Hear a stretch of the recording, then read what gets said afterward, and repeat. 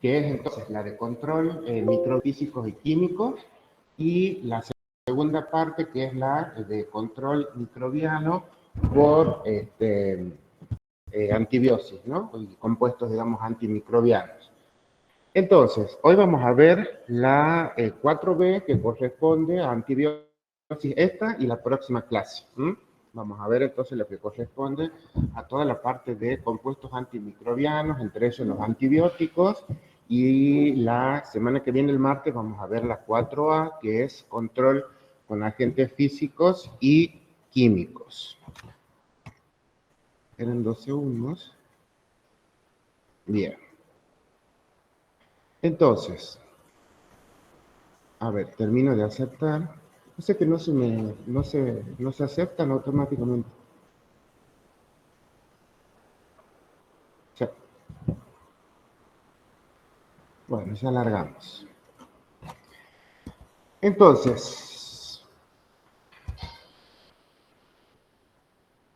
básicamente entonces, controlar los microorganismos es una cuestión muy importante y desde muchos aspectos, digamos, y lo vamos a ver dentro de esta clase, la siguiente y la siguiente. Hay una de las cuestiones en particular, digamos, de controlar el crecimiento microbiano con antibióticos, que es básicamente para conservación de la salud, salud tanto humana como salud animal, ¿no? Entonces, por supuesto, también para el tratamiento de la salud vegetal, o sea, la sanidad vegetal, en algunos casos también, y ahí ya se utilizarán entonces algunos compuestos de tipo naturales u otro tipo de agentes antimicrobianos, ¿no? Hacer entonces también una conservación, no tan solo, digamos, controlar el crecimiento de los microorganismos, no tan solo, digamos, desde el punto de vista de la sanidad humana, ambiental y vegetal, sino también para conservar, por ejemplo, la materia orgánica.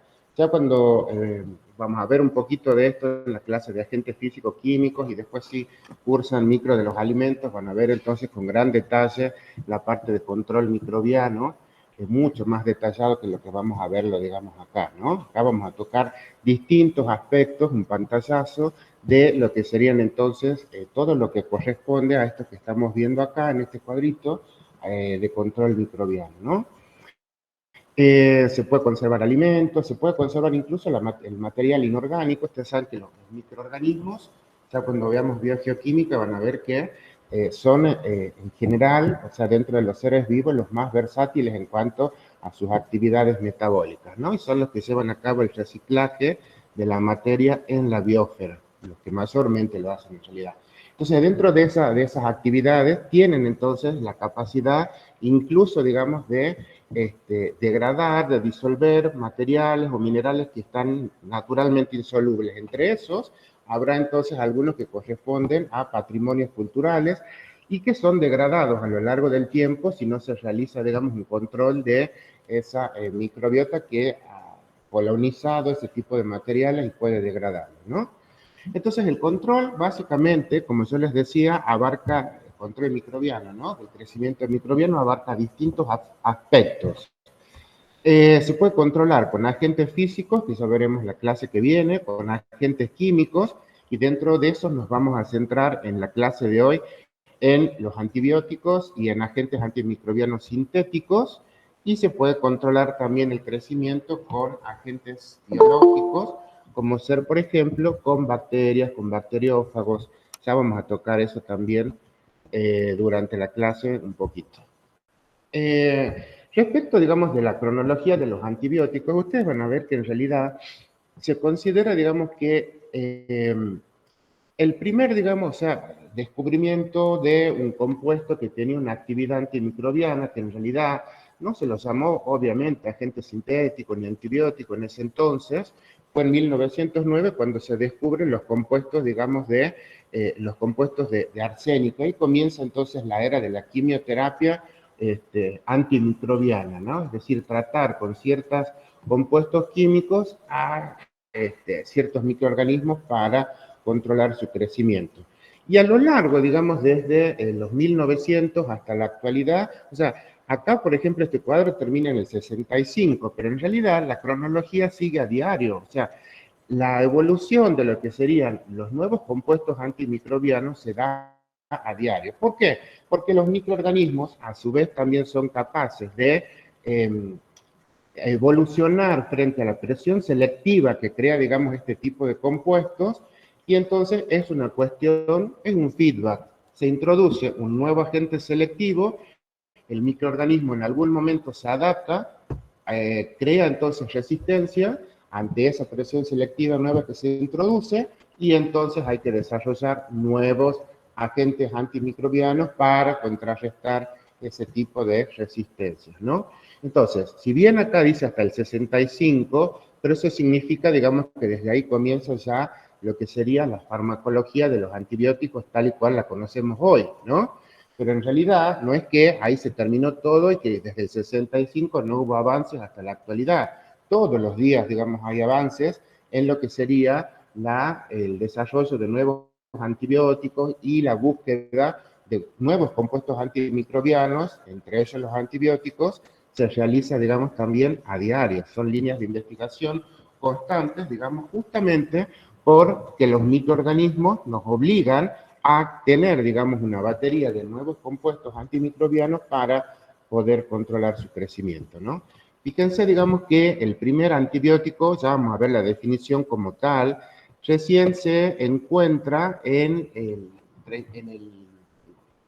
año 29-30 por Fleming, ¿sí? Y desde ahí comienzan entonces a encontrarse otros compuestos, digamos, ya no tan solo antibióticos, sino que también otros agentes sintéticos con actividad antimicrobiana. Después ustedes leen esta cronología, no la voy a leer así tal y cual, pero quería comentarles eso, que básicamente no es una cronología que tiene inicio y fin, ¿sí? Tiene inicio y hasta ahora, digamos, no tendrá, digamos, finalidad. Bueno, es la última aceptada de alumnos y, y, y listo. Así no cortamos tanto la clase. Bueno, entonces veamos con respecto a las definiciones, ¿sí? Antibióticos. Si nosotros hablamos de una sustancia química que pueda ser definida como antibiótico, nos estamos refiriendo a una sustancia que puede controlar el crecimiento microbiano, ya sea por inhibición del crecimiento del microorganismo o causando, digamos, directamente la muerte del mismo, pero la condición, digamos, para que sea llamado antibiótico propiamente dicho, es que sea producido por un microorganismo, ya sea en forma parcial o en forma total. Es decir, que para que reciba el nombre de antibiótico tiene que intervenir en su síntesis un microorganismo y después podrá ser o no modificado químicamente para mejorar sus propiedades farmacológicas, ¿no? Cuando hablamos de agentes sintéticos, estamos hablando básicamente de lo mismo en cuanto a la actividad antimicrobiana que puede tener, es decir, un agente que puede inhibir el crecimiento microbiano por inhibición o por muerte del mismo, pero en donde en su síntesis no hay participación de microorganismos, es decir, que la síntesis es completamente, puramente química, ¿no? Es una síntesis química total, ¿no? En cambio, en un antibiótico, la síntesis es completamente parcial o completamente llevada a cabo por microorganismos. Hay otros compuestos que también tienen actividad antimicrobiana, como por ejemplo las bacteriocinas o los agentes antimicrobianos naturales, en donde generalmente ahí se abarcan a los compuestos que se extraen a partir de vegetales, ¿no? En general. Ya vamos a ver entonces la definición y algunas propiedades, pero básicamente las bacteriocinas son entonces compuestos antimicrobianos producidos por bacterias, como su nombre lo indican, y que tienen entonces una actividad inhibitoria sobre el crecimiento de microorganismos, pero mucho más limitada que la de un antibiótico, ¿no? De hecho, se comportan, ya vamos a ver un poquito más adelante, como si tenemos que equiparar un antibiótico de bajo espectro o de espectro reducido de acción, ¿no? Porque actúan, digamos, tienen una actividad inhibitoria sobre generalmente bacterias, sobre otras bacterias que pueden estar generalmente relacionadas a las cepas productoras. Entonces, generalmente la actividad de las bacteriocinas es bastante mucho más limitada en cuanto a su espectro inhibitorio que la de incluso un antibiótico de espectro reducido. Y después están los agentes antimicrobianos naturales, que son en general los llamados fitocompuestos inhibitorios, que son compuestos que se extraen y purifican a partir de plantas y que se utilizan entonces para controlar el crecimiento microbiano, ¿no? Ahí tienen varios ejemplos de compuestos naturales. Entonces, los agentes, lo que nos vamos a centrar hoy van a ser entonces en agentes sintéticos y en antibióticos, ¿no? Ahora, ¿para qué se utilizan? Hemos visto entonces que ambos grupos de microorganismos, de sustancias químicas, se utilizan para el control microbiano en medicina clínica, tanto humana como veterinaria, y se utiliza para el control microbiano también en agricultura. ¿Cuál es la condición que tienen que reunir este tipo de sustancias, tanto los agentes químicos sintéticos como los antibióticos, para que puedan ser utilizados en clínica humana? Básicamente tienen que cumplir esas dos propiedades que están leyendo ahí. Tienen que tener la llamada toxicidad selectiva y además tienen que tener un índice terapéutico apropiado. Toxicidad selectiva se refiere a que esa sustancia química inhibitoria tiene que inhibir solamente, de forma ideal, al microorganismo que se desea inhibir, pero no al organismo en donde ese microorganismo que yo estoy inhibiendo causa, digamos, una patología o lo ha colonizado. Entonces, si estamos hablando de un sistema en donde está el organismo humano y un microorganismo patógeno, por ejemplo, la toxicidad selectiva se refiere a que estas sustancias solamente inhiban al microorganismo, pero no, digamos, a nuestras propias células o a las de un animal o a las de un vegetal, ¿no? Entonces, no tiene que causar una inhibición en las células del huésped, sino que tiene que actuar solamente sobre el microorganismo. Y después está el índice terapéutico o el rango terapéutico, que se refiere al margen de seguridad que tiene esa sustancia con respecto a sus propiedades químicas, ¿no?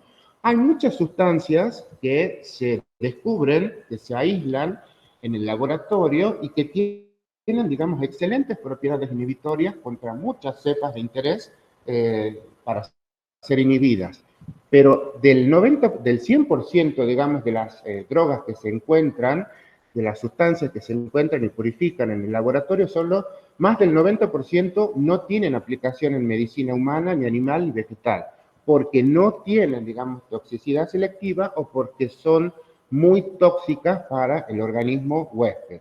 Entonces, habrá sustancias que son antibióticos y no por eso, digamos, tienen que equiparar a que se puede utilizar en medicina humana, ¿no? Eso quiero que les quede bien en clarito. No todos los antibióticos van a ser aplicables a nivel humano porque no cumplen, digamos, con esas propiedades, ¿no? Entonces, tiene que cumplir con ese tipo, digamos, con estas dos condiciones básicamente para que puedan ser utilizados en medicina humana y veterinaria y vegetal también, obviamente. Entonces, ¿cuáles son los microorganismos que yo les dije que pueden sintetizar y total o parcialmente los microorganismos, los antibióticos? Son entonces los hongos filamentosos, que por excelencia fueron los que primero se descubrieron, ¿sí? Por accidente, ya les voy a comentar esa anécdota, como productores, digamos, de antibióticos, ¿no? Hay muchos géneros de hongos productores de antibióticos. Básicamente, los más conocidos, los más estudiados y los que mayor variedad de antibióticos producen son los géneros Penicillium, Aspergillus, Fusarium, Cephalosporium, entre otros. Hay muchos. Estos son los más comunes. Y dentro de las bacterias están entonces muchas especies del género Bacillus y muchos géneros dentro de un tipo de bacterias filamentosas que tienen un comportamiento particular, que son entonces las actinobacterias. Los géneros de actinobacterias que por excelencia son productores de antibióticos, y de hecho, dentro de las bacterias productoras de antibióticos, casi el 90% corresponden al género Streptomyces y Micromonospora, ¿sí? Ahí tienen grafitos, unas fotos de, bueno, un hongo filamentoso. ¿Han tenido el TP de hongo? Sí, ¿no? Bueno, ya habrán visto cómo es una colonia de un hongo filamentoso. En este caso, esta es una cepa de Penicillium notatum, que es la que produce la penicilina G, y en este caso una bacteria filamentosa que tiene un crecimiento miceliar muy similar al de un hongo, pero son bacterias, son una clase intermedia, digamos, con respecto a la morfología, ¿no? Entre una colonia típica de bacteria y una colonia de hongo filamentoso. Entonces, estas bacterias, llamadas actinobacterias, tienen entonces ese tipo de crecimiento y además son bacterias que entre varias propiedades que tienen se encuentran entonces la de producir muchos tipos de antibióticos, ¿no? Bueno, les comentaba entonces que dentro de las anécdotas que han llevado, digamos, al descubrimiento de los antibióticos y el comienzo de la era de los antibióticos en los 1900 tempranos, fue, digamos, justamente esta experiencia que realiza Fleming. Él estaba estudiando otras cosas, no estaba buscando, no existía ni siquiera el concepto, digamos, de antibiótico en ese momento, y lo que hace, digamos, ahí está una plaquita, digamos, famosa, histórica, en donde, fíjense, digamos, que era una plaquita con bacterias, Staphylococcus aureus, ¿sí? En donde él estaba probando, digamos, otras cuestiones referente al Staphylococcus aureus. Se va de vacaciones, deja el material, como la vemos varios, y el material quedó, digamos, ahí sin ser esterilizado, sin ser lavado. Vuelve y encuentra este hallazgo. Fíjense, una colonia de un hongo filamentoso y alrededor de esa colonia zonas transparentes en donde no había colonias, en donde originalmente estaban esas colonias de Staphylococcus aureus que él había observado antes de ver este hallazgo. Entonces, inicialmente toda la placa estaba cubierta de colonias de Staphylococcus y después, fíjense que hay un hongo filamentoso que evidentemente era un contaminante ambiental porque él no lo sembró en esa caja, la caja se contaminó del ambiente y después, alrededor, digamos, de esa placa se observa entonces zonas claras y zonas, digamos, incluso en donde hay una evidente desaparición, digamos, de esa, entre comillas, desaparición de esas colonias del estafilococo. Eso, digamos, después se repite, digamos, la experiencia y se vio, digamos, que realmente los resultados eran reproducibles y que efectivamente ese hongo, que resultó ser una cepa de Penicillium notatum, era entonces una cepa productora de lo que él llama, digamos, una sustancia inhibitoria. Todavía no se acuña el nombre de antibiótico, ni mucho menos. Después de muchos intentos, fallidos, por cierto, de parte de él, porque las técnicas de él no era químico, era microbiólogo, entonces no logra, digamos, sí logra aislarlo al compuesto, logra producirlo, digamos, en sobrenadante libre de células, es decir, lo produce, centrifuga las células y tiene entonces un sobrenadante con actividad antimicrobial.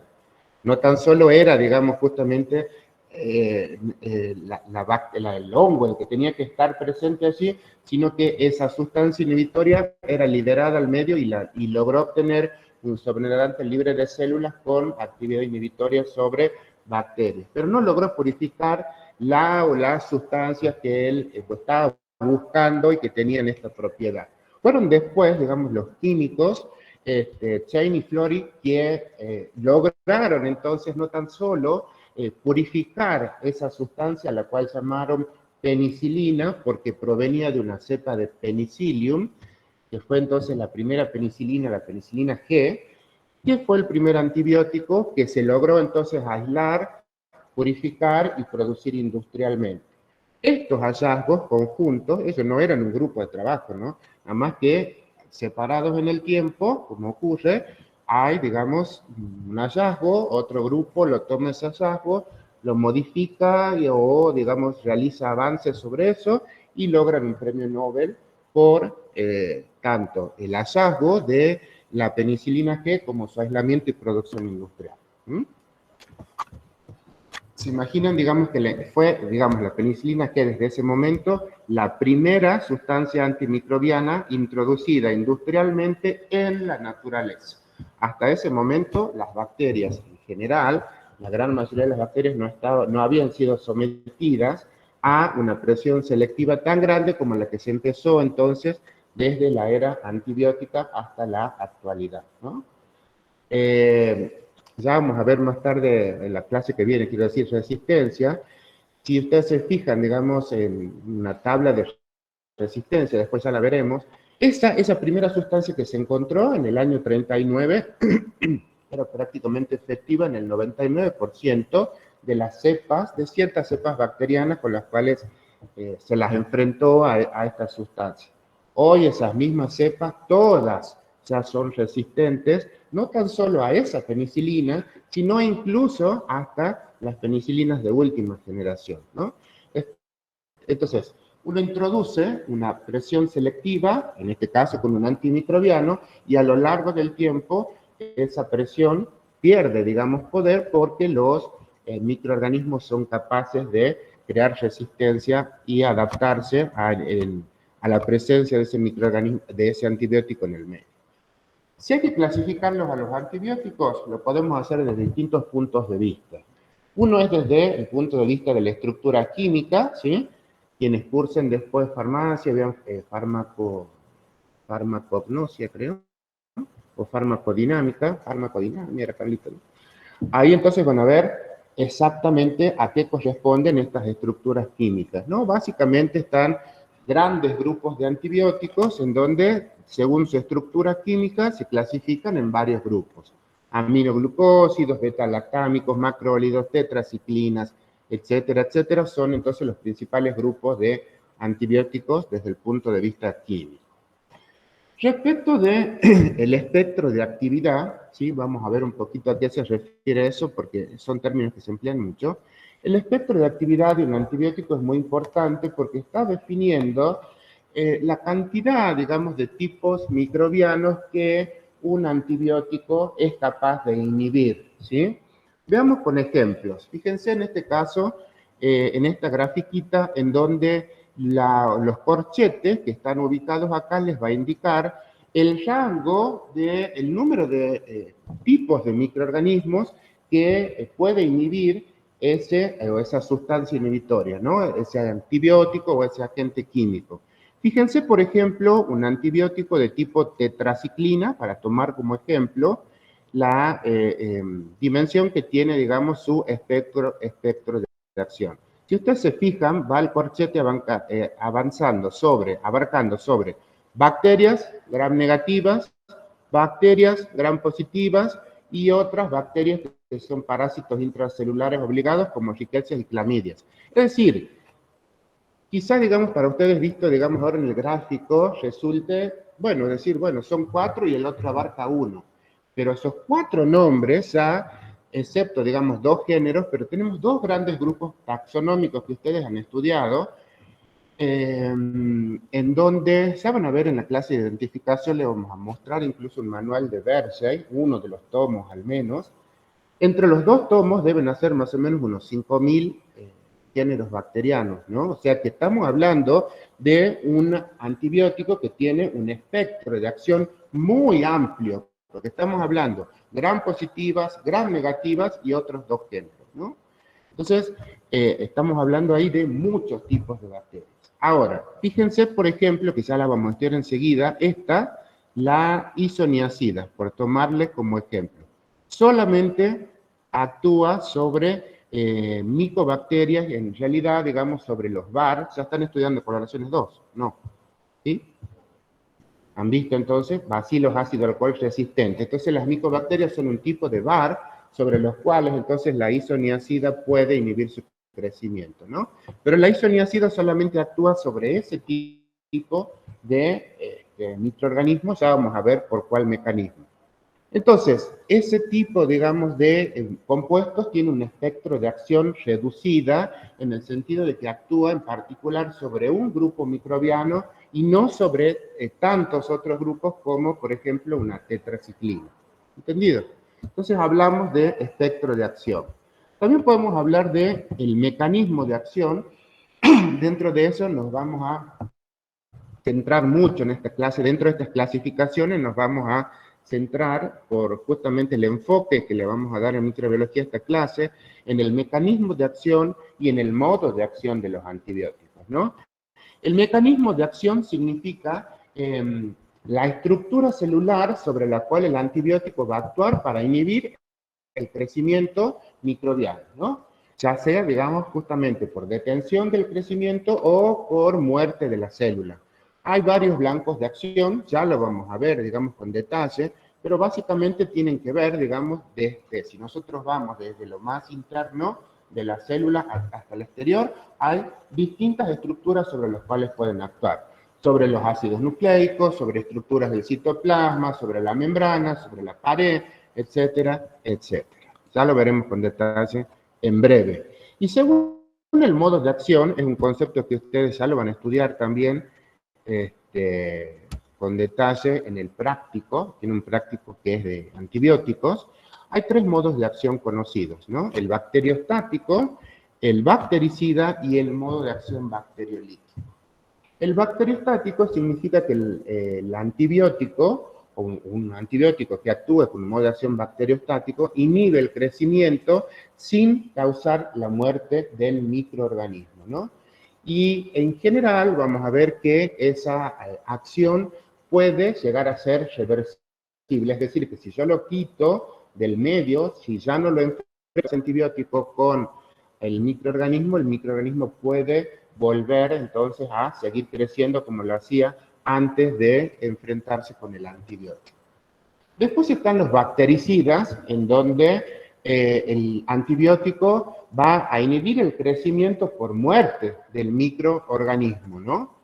Y después están los bacteriolíticos, en donde también hay una inhibición del crecimiento con muerte del microorganismo, pero además se suma la lisis del mismo, ¿no? Entonces, diferencia entre bactericida y bacteriolítico es que el bactericida causa muerte sin lisis y el bacteriolítico muerte con lisis celular, ruptura de la célula lisa y llanamente, ¿no? Ahora, estos modos de acción no significa que si un antibiótico es bacteriostático, no puede comportarse de las otras formas, ¿no? Porque el modo de acción va a depender mucho del tipo de antibiótico, de la concentración del antibiótico, de las condiciones del medio, de la cepa bacteriana, es decir, que va a determinar, esto va a ser determinado por muchas propiedades, ¿no?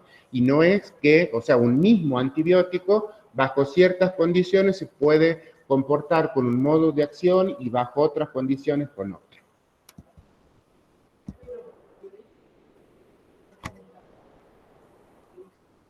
Generalmente, digamos, no, porque eso está testeado, digamos, anteriormente, aparte en un sistema en vivo, vos tenés un sistema inmunológico que es capaz, digamos, de todas esas sustancias antigénicas que son liberadas, son removidas por un sistema de células, ¿no?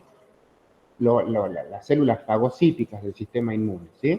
Entonces, en general, no es que esos productos de lisis quedan liberados, así como en un tubo de ensayo, si yo lisara una célula, sino que en general van a ser removidos y captados por todo un sistema de captación, digamos, de antígenos que tienen, digamos, por supuesto, que tenemos los organismos con sistemas inmunes desarrollados.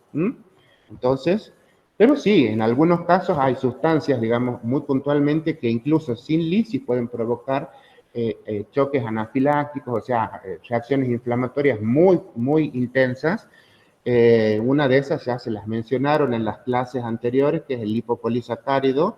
¿Se acuerdan? De las gram negativas, ya se lo mencionó la profesora. Bueno, esto lo van a ver en el laboratorio y lo van a hacer, de hecho, digamos, pero el modo de acción, cuando uno empieza a estudiar de cero una sustancia antimicrobiana, incluso sin saber si es un antibiótico o no, uno lo que busca y encuentra, de hecho, es esto, digamos, si es bacteriostático, bactericida o bacteriolítico, ¿no?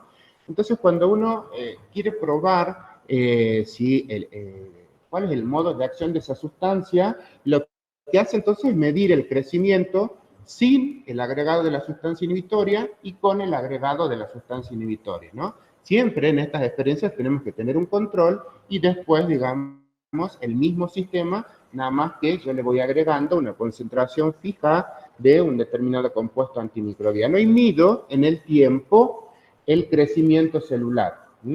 Ya cuando vean, ya han visto la clase de crecimiento, más adelante van a tener el práctico de crecimiento y ustedes van a ver que hay métodos que determinan las células viables, ya las que son capaces de desarrollar en un medio de cultivo, ¿sí? Básicamente, bueno, las viables cultivables al menos que son la mayoría, y después también se puede medir la biomasa total, es decir, la suma de las que están vivas y de las que están muertas. Entonces, hay varios métodos para ambos casos. En este caso, las células vivas se miden por la capacidad de formar colonias en medios de cultivo, es decir, a través de las unidades formadoras de colonias por mililitro. Y las células totales se miden por turbidimetría, donde un espectrofotómetro les medirá entonces, ¿qué cosa? Partículas en un medio líquido. Más allá de que estén vivas o muertas, el espectro los va a leer si no están lisadas, ¿no? Esa es la condición. Tienen, digamos, que ofrecer resistencia al pasaje de la luz.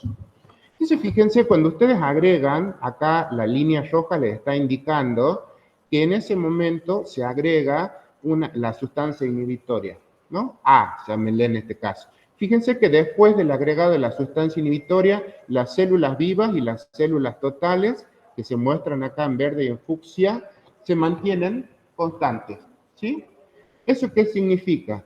Que el crecimiento se inhibe, pero digamos que no hay muerte celular, porque fíjense, digamos, las células viables continúan en una meseta, no se viene en picada la viabilidad, sino que se mantiene en una meseta. Eso significa entonces que el antibiótico es bacteriostático, o sea, inhibe el crecimiento sin muerte celular. En cambio, fíjense en un bactericida, ¿qué es lo que pasa? Hay muerte celular sin lisis. Fíjense, muerte celular, curva verde que cae, o sea, el logaritmo de unidades formadoras de colonias por mililitro cae en el tiempo, disminuye, y las unidades y la turbidimetría, o sea, las unidades de densidad óptica, se mantienen constantes. El espectro las va a seguir leyendo, estén vivas o muertas. Son partículas, ¿no? El espectrofotómetro que ustedes vienen a analizar, ya conocen desde analítica hasta ahora. Es decir, que acá hay muerte sin lisis. Y el tercer caso, ¿sí?, es que la sustancia se comporte como un bacteriolítico, es decir que luego del agregado de la sustancia, ambas tengan entonces una caída en esa curva. Fíjense, las células viables y las células totales decrecen en el tiempo. Eso significa que las células mueren y que además se lisan, ¿sí? O sea, no desarrollan en el medio de cultivo, por eso el logaritmo de UFC cae, y a su vez se lisan, por eso cuando yo las mido en el espectrofotómetro, mido la densidad óptica también cae, ¿no? Y eso, por supuesto, siempre lo tienen que comparar con el control, si no, la experiencia no tiene validez. Si el control no crece, entonces significa que yo estoy en la disyuntiva si es por el antimicrobiano o por alguna otra situación. Pero si el control presenta este comportamiento, es decir, que aumenta en el tiempo, entonces esa experiencia, digamos, es válida. Eso siempre tenganlo en cuenta, ¿no? Comparar siempre con el control cada uno de los otros. No basta solamente agregar el compuesto antimicrobiano y ver cómo se comporta, ¿no? Siempre hay que hacer un control respectivo sin compuesto antimicrobiano, sea antibiótico o cualquier otro compuesto antimicrobiano, ¿no? Entonces, dependiendo del tipo de microorganismo o de grupo microbiano que inhiban, estas sustancias antimicrobianas se denominarán bacteriostáticos, bactericidas, bacteriolíticos si actúan sobre bacterias, se actúan sobre hongos filamentosos y levaduras, fungistáticos, fungicidas, y los que actúan sobre virus de igual manera, ¿no? Con los virus es particular porque ustedes saben que coexisten dos estados dependiendo de si están fuera o dentro del huésped. Ya vamos a ver la clase que viene. ¿Cómo puedo medir entonces la sensibilidad de un microorganismo? Una vez que yo determiné el modo de acción, básicamente son los pasos que se siguen, yo lo que hago es después medir la sensibilidad, tratar de empezar a medir cómo se comporta ese microorganismo a un determinado compuesto antimicrobiano. Hay muchos métodos, el método, digamos, es un método antiquísimo el primero de todos, de hecho, pero que incluso hoy en día se sigue utilizando y se sigue viendo en todo tipo de publicaciones, ¿no? Sirve para un buen screening, para una búsqueda de la sensibilidad de un microorganismo a un compuesto antimicrobiano. Este es el método de difusión en agar. Básicamente, lo que se hace es tener sobre una placa Petri, ustedes han visto en el laboratorio, se coloca una base de un medio de cultivo nutritivo y la cepa en estudio, bacteriana, fúngica, se coloca sobre ese medio de cultivo, se siembra por diseminación en superficie, como ustedes ya lo han visto, práctico, y sobre esa placa sembrada con el microorganismo, cuya sensibilidad quiero conocer a estas sustancias, se colocarán, digamos, discos, que generalmente son discos de papel o de algún otro tipo de polímero que absorba al antibiótico en solución o a la sustancia antimicrobiana y la deposito sobre las plaquitas de agar sembrado, ¿no? Una sustancia A, una sustancia B, C, digamos, tantas como yo quiera. En realidad, por placa no puedo sembrar yo las que yo quiera, pero sí puedo investigar en otras placas todo lo que yo quiera. Incubo 24, 48 horas, dependiendo del comportamiento del microorganismo, a la temperatura óptima de crecimiento, y lo que voy a observar básicamente es que hay un crecimiento en forma de césped o de pátina, que son entonces la forma en la que ustedes ya conocen que desarrollan los microorganismos cuando una colonia desarrolla muy junta uno a la otra. Entonces, no puedo ver colonias aisladas, pero lo que veo es una pátina o un césped, ¿sí? No es que no haya colonias, todo lo contrario, las colonias confluyen, están tan juntas, digamos, que cubren toda la placa. Ustedes han visto justamente cómo se realiza el aislamiento. En este caso, yo no quiero que formen colonias aisladas, por eso siembro toda la superficie de la misma forma. Y fíjense que va a haber, alrededor del compuesto A, el microorganismo crece normalmente, ¿sí? Como en cualquier otra zona de la placa en donde no hay ningún disco de antibióticos. Sin embargo, en el compuesto B y en el compuesto C hay entonces unos halos transparentes. Acuérdense de ese ejemplo que les di de la plaquita de Fleming, ¿sí? O sea, había un microorganismo, en ese caso, productor, y alrededor una zona translúcida o transparente de no crecimiento. Esta zona se denomina, esas zonas de no crecimiento se denominan justamente halos de inhibición del crecimiento microbiano, ¿no?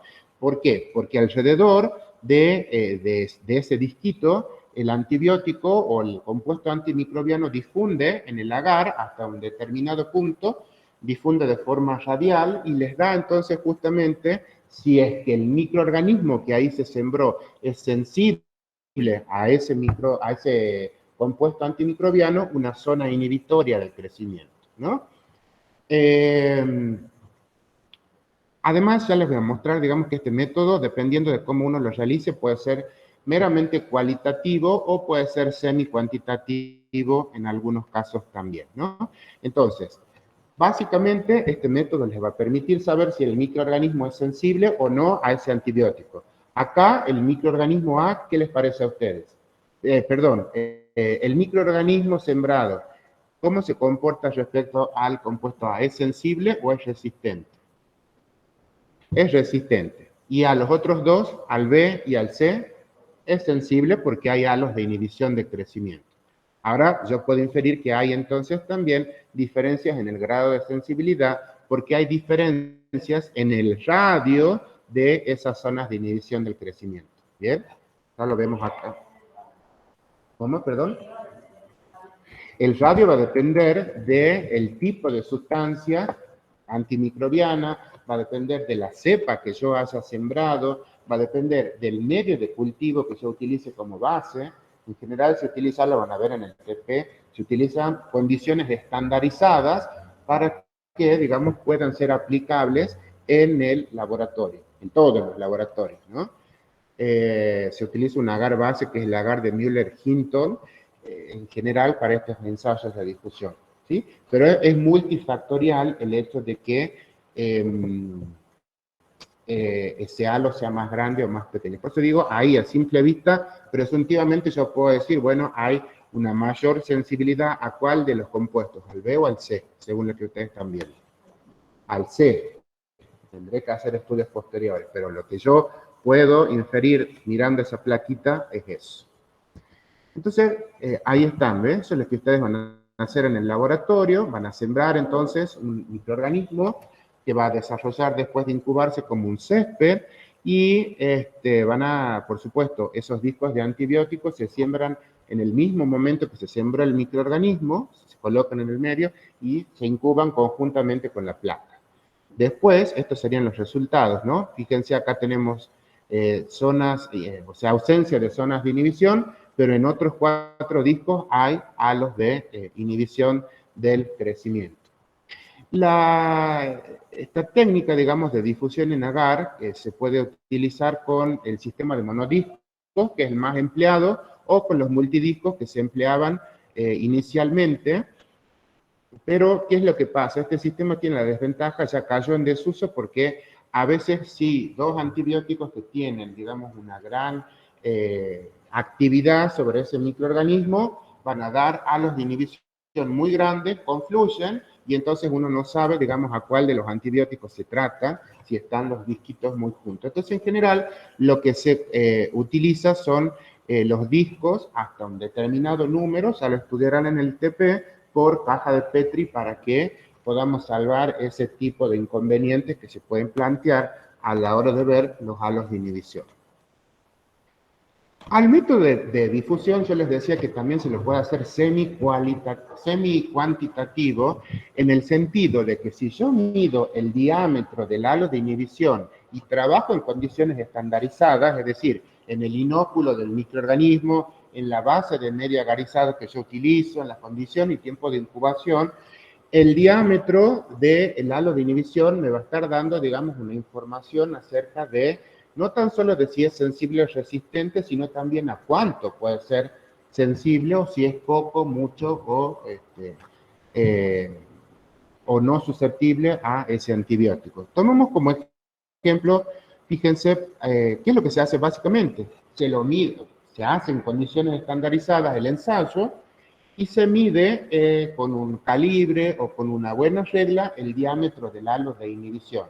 Y después nos fijamos en tablas, porque si yo lo realicé al ensayo siguiendo un protocolo estandarizado, los resultados entonces yo los puedo, ya están tabulados para cepas control o para cepas de colección.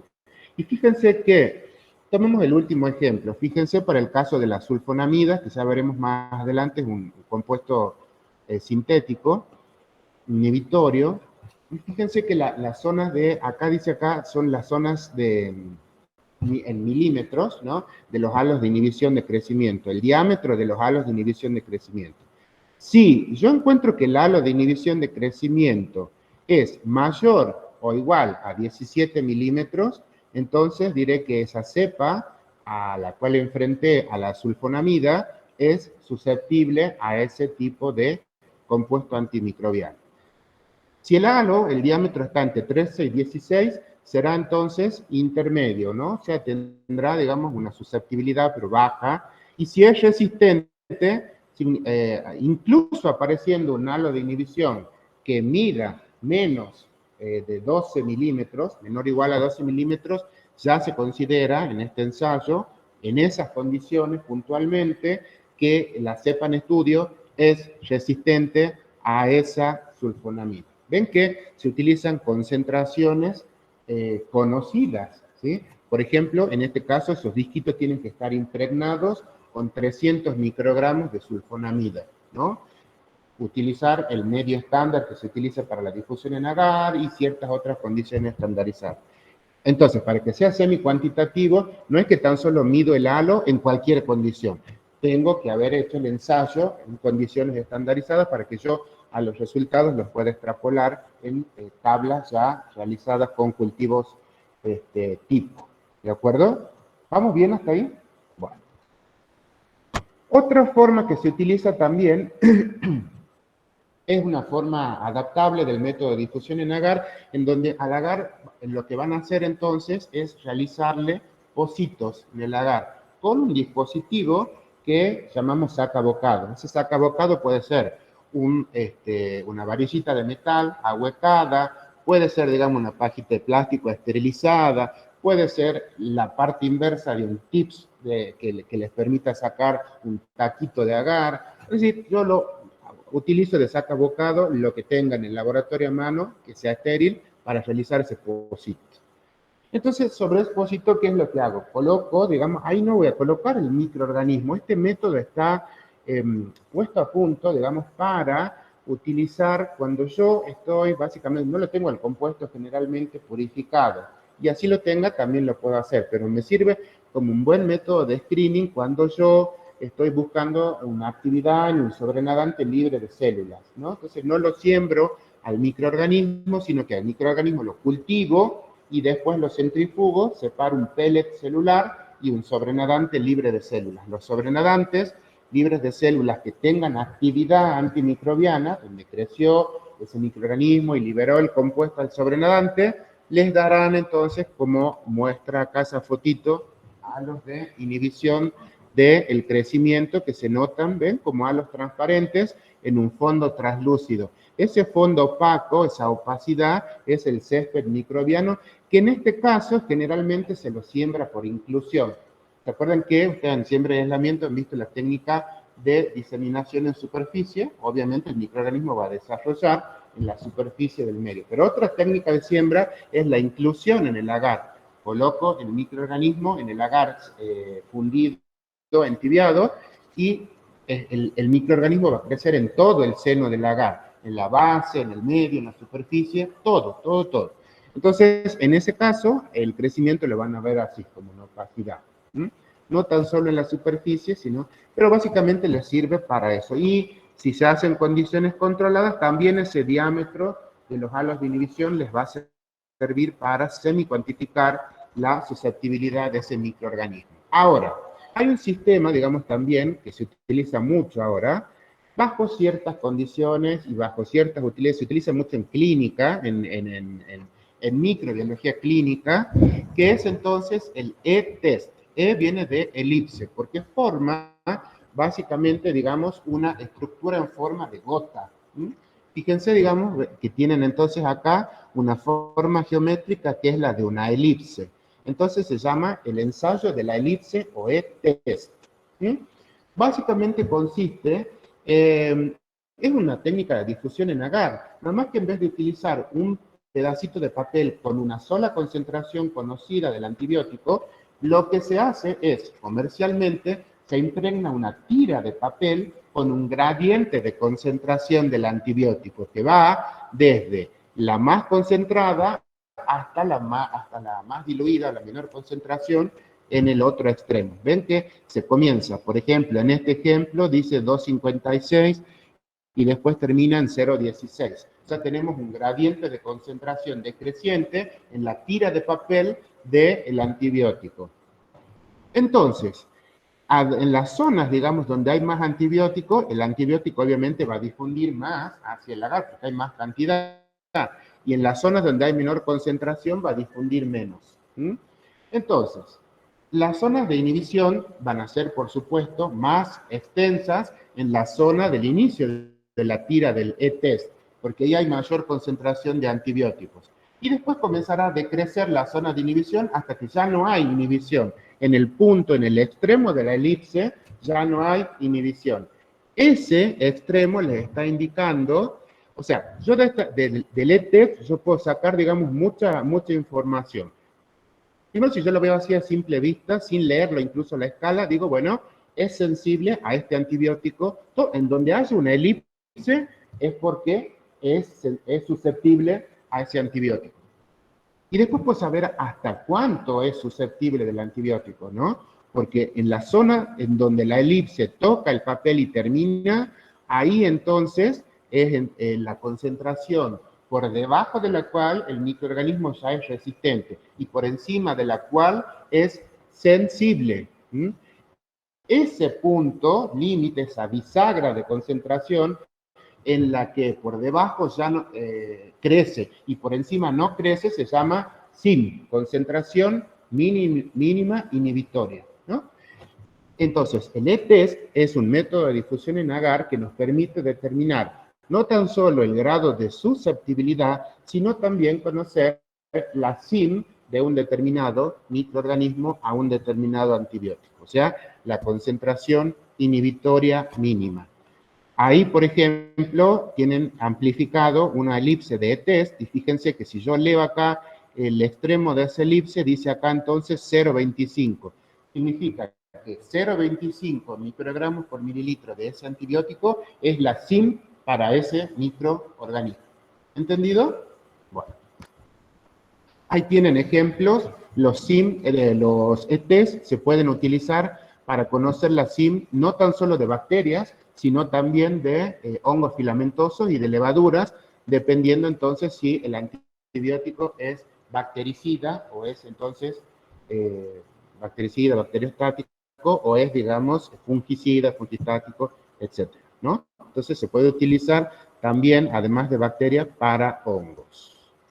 Y ahí tienen entonces, se pueden largar en la misma placa de forma conjunta el método semi-cuantitativo y el método cuantitativo. O sea, la difusión en agar con una sola concentración de antibiótico en un diquito o el E-test con el gradiente de concentración en una tira de papel.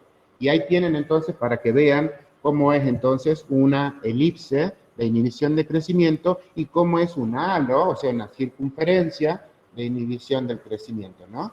Básicamente, la razón por la cual se forman es la misma, pero las formas que van a tener son distintas, ¿no? En el E-test y en el método de difusión por discos.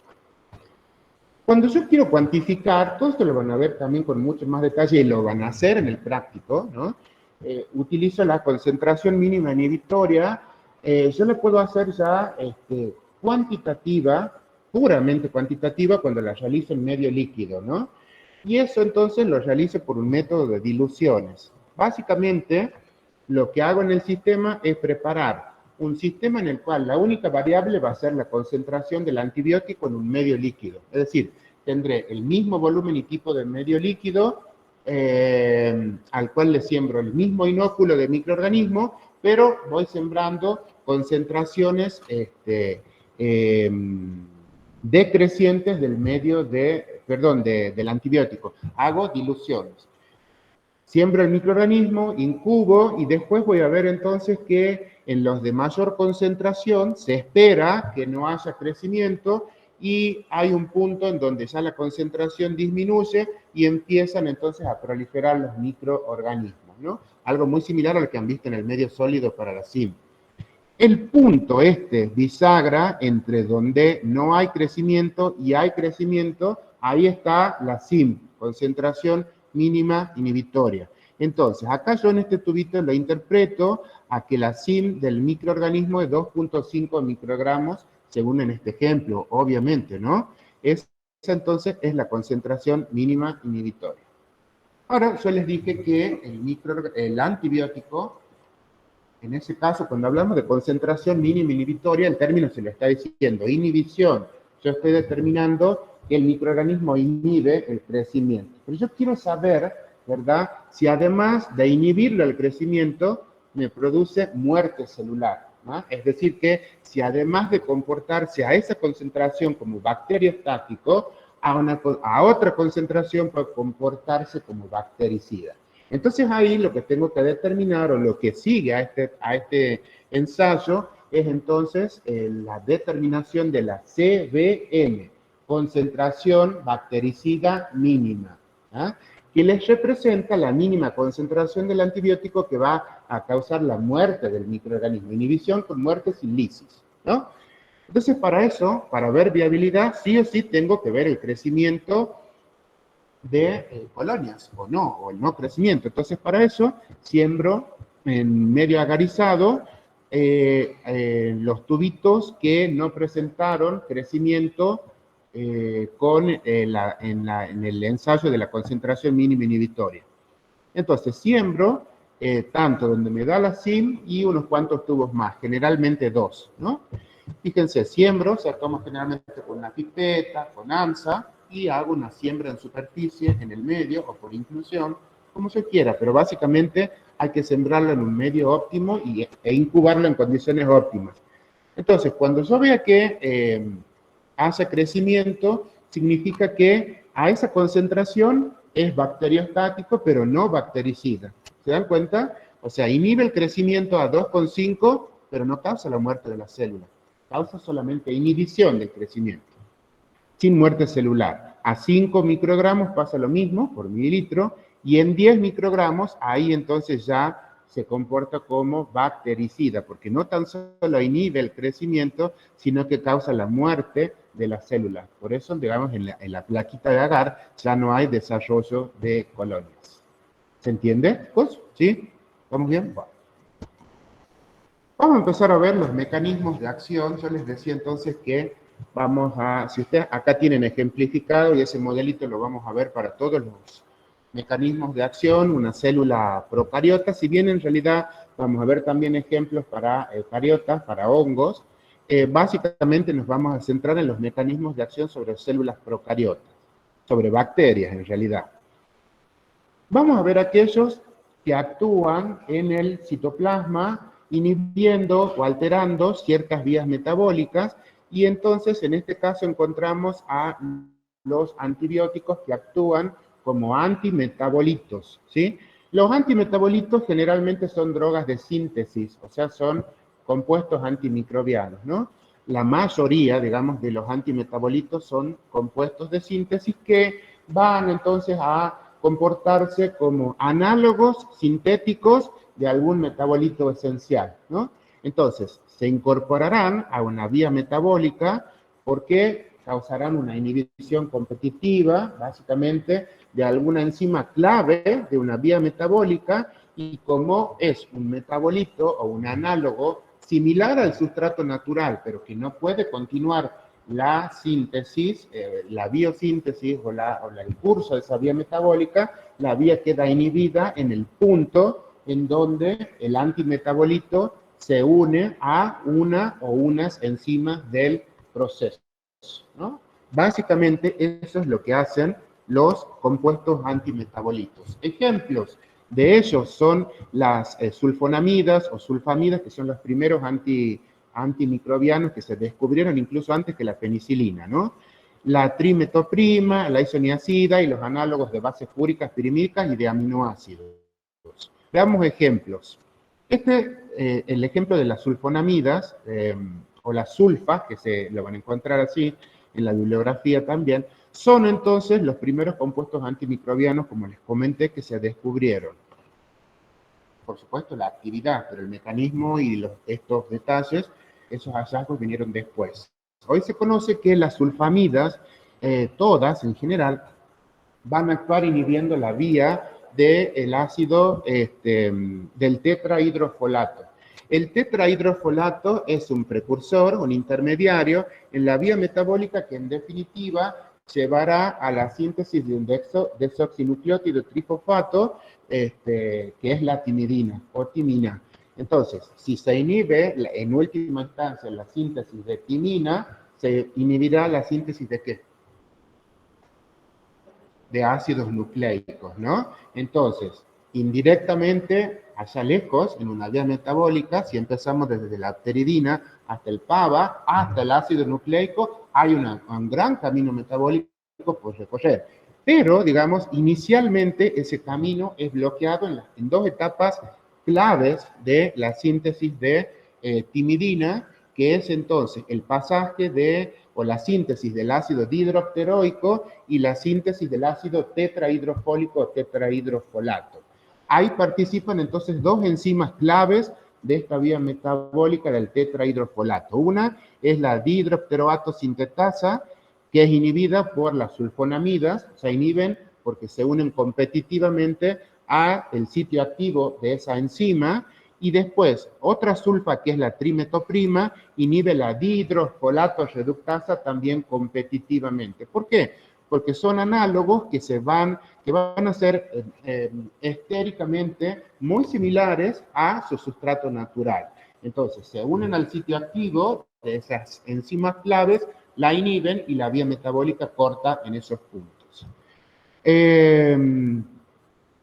Bueno, entonces básicamente, si esa vía se corta en las etapas iniciales, vamos a ver entonces que no habrá sustrato para la síntesis de timidina y, en última instancia, para la síntesis de ADN de ARN. ¿Entendido? Bueno. ¿Qué les parece? Las sulfas son bactericidas, bacteriostáticos, bacteriolíticos, en base al mecanismo de acción, porque en base al mecanismo de acción también se puede inferir cuál es su modo de acción. ¿Qué les parece? Bactericidas. Lisis ya normalmente bactericida. Si una célula no puede, digamos, sintetizar su material, sus ácidos nucleicos, entonces no puede replicarse en el caso de una bacteria y termina muriendo. Pero sin lisis, no necesariamente se va a producir una lisis por esto, ¿no? Básicamente por este mecanismo. Entonces son bactericidas, por excelencia. Otro ejemplo es la isoniazida. En este caso, la isoniazida va a actuar, es un antimetabolito de espectro de acción muy reducido que actúa sobre algunos bacilos ácido alcohol resistentes. Se comporta como un análogo no metabolizable de cofactores en su estado reducido, o sea, del NAD y del NAD fosfato. Entonces, cuando la isoniazida se incorpora por el bacilo ácido alcohol resistente, se transforma en su forma, se metaboliza hacia su forma activa, y en ese momento entonces es capaz de unirse al NAD y al NAD fosfato reducido, formando, digamos, un compuesto que va a inhibir la síntesis. Ya van a ver ahora cuando vean coloraciones de OS, ya lo están estudiando. Ah, ¿ya lo vieron? Ah, ya están en hongos.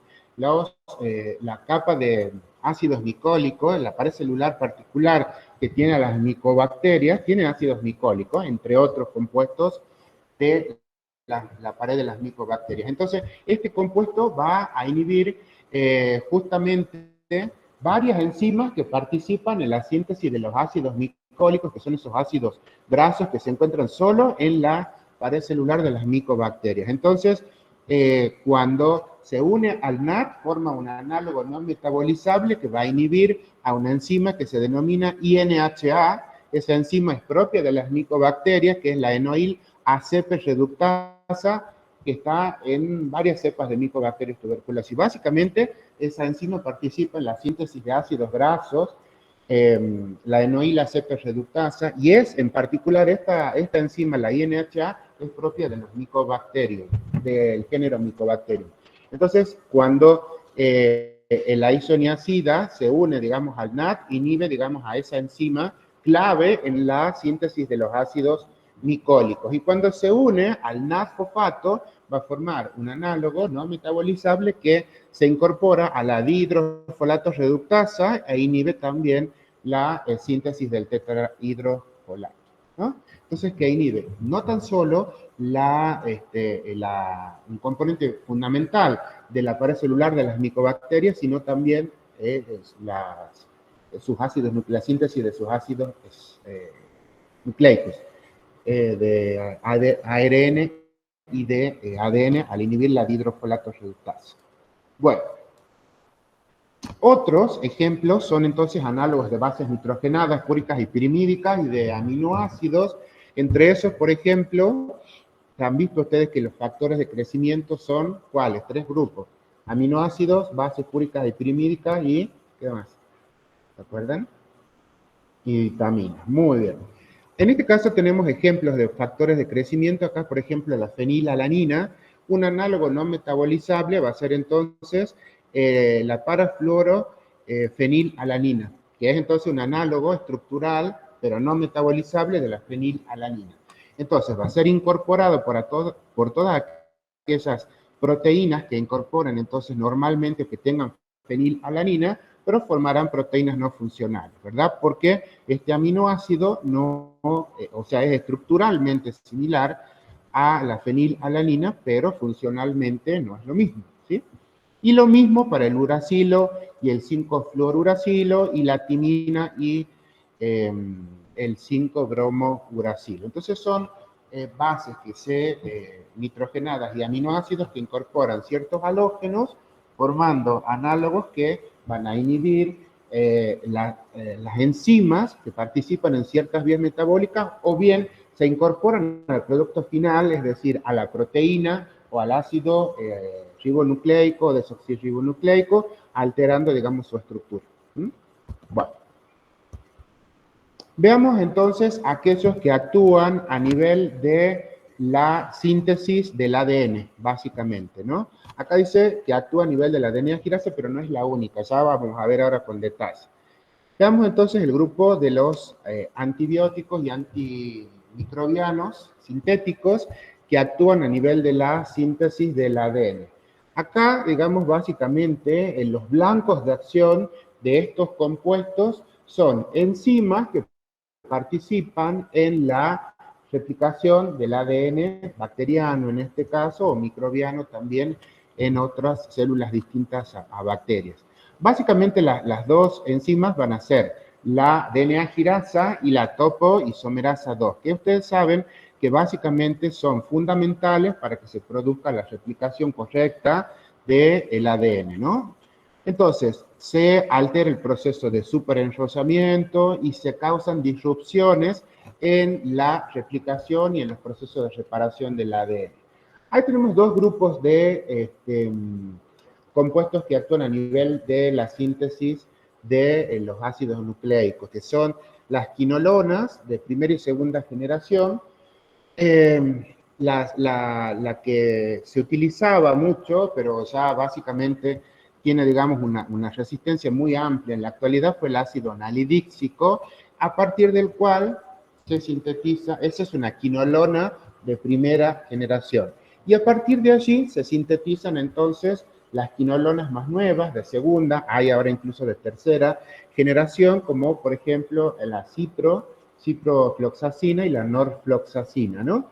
Que básicamente realizan lo mismo, pero tienen justamente incluso hoy en día un nivel de resistencia aceptable para seguir siendo utilizadas en clínica, ¿no? Entonces, el hecho de que sean primera y segunda generación no es que el blanco de acción cambie, lo que cambia es justamente alguna modificación química se introduce en esa molécula para que sea resistente a algún mecanismo de resistencia que la bacteria desarrolló a esa primera generación de antibióticos, ¿no? Bueno, ahí tienen, siempre les dejo los links de algunos procesos para que ustedes después entren y los vean, y están bastante lindos porque ahí pueden ver, digamos, todo eso que acá yo les comento y que lo tienen resumido y lo pueden ver en forma de animación. Después véanlo cuando tengan tiempo y estén estudiando para el examen. Hay también, por supuesto, análogos que actúan, otros que actúan sobre la síntesis del ADN de células eucariotas inferiores, y en ese caso está, por ejemplo, la flucitosina, que es entonces, ese grupo, digamos, de compuestos son análogos del uracilo, o sea, de la desoxiuridin monofosfato en este caso. Entonces, ¿qué es lo que va a hacer? La flucitosina se une a la timidilato sintetasa e inhibe la síntesis de timidina. Muy similar a lo que hace las sulfas, pero en este caso en los hongos, o sea, participan inhibiendo la síntesis de los ácidos nucleicos en hongos. Y después están los nitrocompuestos, en donde básicamente la acción, digamos, de estos compuestos se basa en el potencial redox del medio en el que se encuentran, ¿sí? Ustedes han estudiado el concepto de RH2 y potencial redox en el TP2, creo. Sí, en siembra. Entonces, cuando el medio de cultivo o el ambiente, si es un ambiente, digamos, natural, o sea, in vivo e in vitro, tienen, digamos, un RH2 muy bajo, es decir, que el potencial redox está bajo, estos nitrocompuestos se activan, ¿sí? El grupo nitro pasa, digamos, a una forma activa. Entonces, en ese momento, el grupo nitro lo que va a formar es radicales nitro activos y ese tipo, digamos, de radicales van a actuar o van a producir daños oxidativos irreparables, irreversibles en los ácidos nucleicos, ¿no? Básicamente en el ADN, en realidad. Entonces, dentro de, o como ejemplo de los nitrocompuestos, están los nitroimidazoles, como por ejemplo el metronidazol, y nitrofuranos, como la nitrofurantoína, son los más utilizados. ¿Para qué se utilizan? Si estamos hablando de que son activos a un bajo potencial redox, ¿cuáles son los que crecen dentro de los que ustedes han estudiado en un bajo RH2? Los anaerobios, y básicamente los anaerobios estrictos. Entonces, estos nitrocompuestos son muy activos contra anaerobios estrictos y contra algunos parásitos también se pueden utilizar. Otro blanco de acción es la membrana plasmática de la célula. En este caso, vamos a ver ejemplos de compuestos antimicrobianos que actúan sobre la membrana plasmática de una célula procariota y de un hongo, o sea, de una célula eucariota inferior. Básicamente, como ejemplo, dentro de las que actúan a nivel de las células procariotas, de la membrana celular de las células procariotas, son los polipéptidos, ¿no? Polipéptidos que en general las polimixinas, y especialmente las polimixinas del grupo B, son las que son más activas en inhibir el crecimiento, digamos, de ciertos grupos bacterianos. ¿Qué es lo que hacen todos estos polipéptidos para inhibir, para causar en realidad una disrupción en la estructura de la membrana plasmática? Tienen entonces un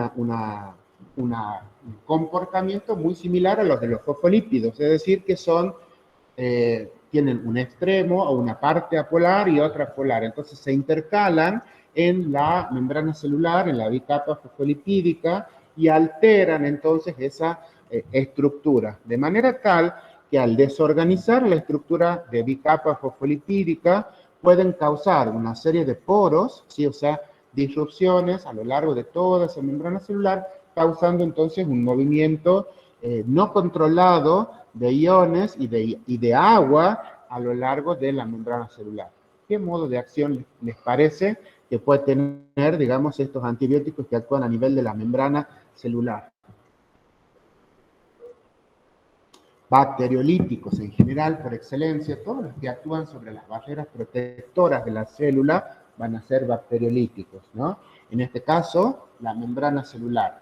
Hay otra barrera protectora que tienen las bacterias, ¿sí? Que es por encima de la membrana celular, la pared celular. Entonces, los que actúen, ya veremos más adelante sobre la pared celular, también van a ser bacteriolíticos. No, porque en general, digamos, no es que se detiene la síntesis, sino que en realidad se crean ácidos micólicos sin las propiedades que tiene un ácido micólico, podríamos decir, frecuente o normal, como quiera llamar. En realidad, digamos, se altera, digamos, generalmente el número de carbonos, pero la vía sigue, ¿sí? Entonces, en ese caso son bactericidas, pero la bacteria, al perder sus propiedades, o las propiedades que les confieren los ácidos micólicos, básicamente la apolaridad que tiene esa membrana, esa pared celular, quiere decir, entonces la célula de la micobacteria, más sumado a la inhibición de la quinidilato sintetasa, muere. Entonces, bactericida. Y bueno, y lo mismo, pero en células eucariotas, tienen entonces ciertos compuestos como ser polienos y azoles, que lo que van a hacer entonces acá es alterar lo que sería la estructura de la membrana o inhibir ciertos componentes típicos de la membrana plasmática de las células eucariotas inferiores de los hongos. Quizá lo vimos en la clase de hongos. Entonces los polienos, como por ejemplo la anfotericina B, tomando como ejemplo de polieno inhibidor de la síntesis no de la síntesis, sino como un disruptor de la membrana plasmática en los hongos, causa, digamos, justamente, se une al ergosterol. ¿Se acuerdan que las membranas celulares de los hongos tienen ergosterol, no colesterol, tienen ergosterol? Se unen y eso causa una alteración de la bicapa fosfolipídica, una alteración de la permeabilidad y, por supuesto, digamos, pérdida, entrada y salida descontrolada de iones. Y los azoles también van a actuar sobre el ergosterol, pero no sobre el producto final de la vía, sino que en realidad lo que van a hacer es inhibir algunas enzimas claves dentro de la síntesis del ergosterol. Entonces, cuando inhiben la síntesis del ergosterol, los metabolitos intermedios de la vía se van acumulando en el citoplasma de la célula fúngica, de manera tal que la intoxican y muere, ¿sí? Entonces, inhiben la síntesis del ergosterol y producen una acumulación de metabolitos tóxicos intermediarios del ergosterol. Bueno, eso entonces es para los que actúan a nivel de la membrana plasmática, y vamos a ver entonces ahora la síntesis de los que actúan a nivel de la síntesis de pared celular, ¿sí? Bacteriana, obviamente. En este caso vamos a tomar como modelo.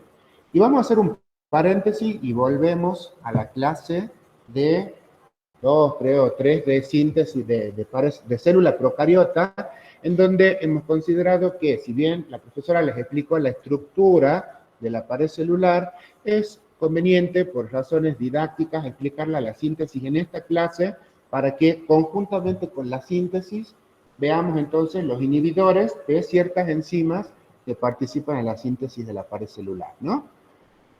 Bueno,